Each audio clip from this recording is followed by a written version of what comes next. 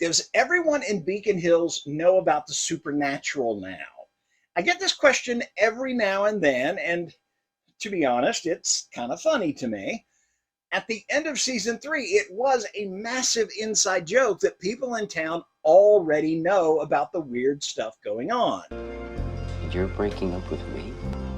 I just don't think I can do it. Date a werewolf. It's like we all know that we have crimes like drugs and prostitution happening right now in each of our own hometowns.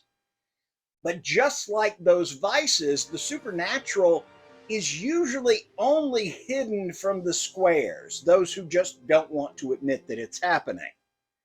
But even if we don't see the various crimes firsthand, we have a general idea that some freaky deaky stuff is going on in our own backyard. And even though we've never been there personally, I bet you could give pretty good directions to at least one of your town's unofficial red light districts. Between 2011 and 2014, Beacon Hills was a hotbed of supernatural activity.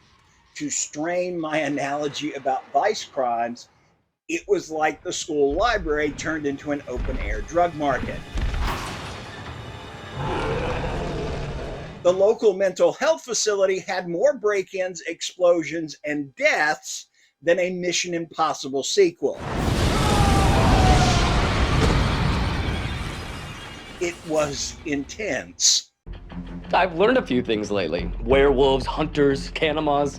It's like a freaking Halloween party every full moon. I think as viewers, we base our opinions on how widespread this knowledge is from those few characters we saw discover the truth.